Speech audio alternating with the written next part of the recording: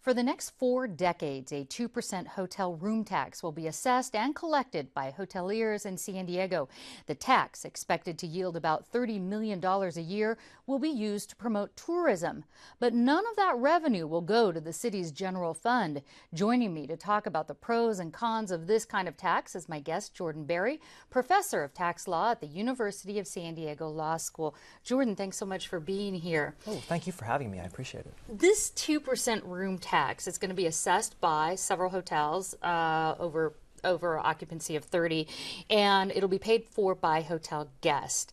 What are the concerns about taxing these hoteliers, actually taxing people this way? Right, well, the key thing to remember here is that the tax has sort of been in existence. The difference is how the money is going to be moved. Before, it went to the city, and the city was largely putting that money into promotional efforts for tourism and such. Now it's going to go to the hoteliers to do basically a similar thing. But again, it's not going to be in city hands, it's going to be in hotelier hands. I think that's one of the concerns. Private individuals are taxing people. Is that legal? Right, so I mean, I wouldn't think of it as the hoteliers are taxing people, but I would think that they are getting public tax monies and they are private agents. So in a way, that might be, some people find that very concerning. Others think perhaps it's less of a problem. What if something goes wrong, price gouging or whatever? Can the city take back control legally of this tax initiative? I don't know about the exact details of that. I would imagine that it's probably pretty hard for the city to get that money back. So most likely it will stay in the hoteliers' hands, barring something pretty unusual happening. Are there other laws out there that would prevent, let's say, like price fixing oversight committees that mandate things like this to regulate when something like this happens? Yeah, there are a lot of antitrust laws and so forth that prevent price fixing by private actors. So the hotels can't get together and say we're all going to charge $300 a night and make a deal like that. That would be illegal. And that's a federal violation as well as a state issue. So perhaps there's some checks and balances. Absolutely. The question, of course, is whether you think those are enough. Okay. Earlier on Midday Edition, I just wanted to say we talked with Joe Terzi, the head of San Diego's Convention and Visitors Bureau, or CONVIS.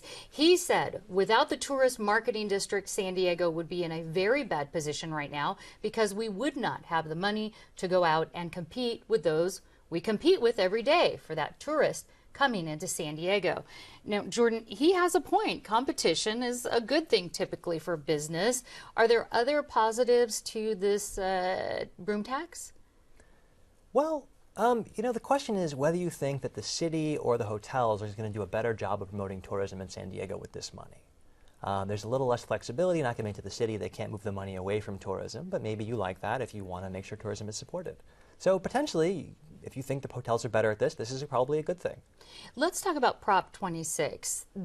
Basically, it says that it has to be voted on because it's a tax. The hotelier is saying it's not a tax, but opponents say it is. Where does it fall in that as far as Prop 26? Yeah, so it's a great question, and it's not entirely clear. No one has ever taken a case quite like this to court and gotten a ruling. So that's one of the big obstacles that might stand in the way of the new convention financing arrangement, is whether the court will in fact say this is a legal arrangement. All right, and I think San Diego has already having a judge look at this, correct? Yeah, they've already started the process to get things moving, but there hasn't been a ruling just yet. All right, Professor of Law Jordan Berry, thanks so much for your insight. Oh, thanks for having me.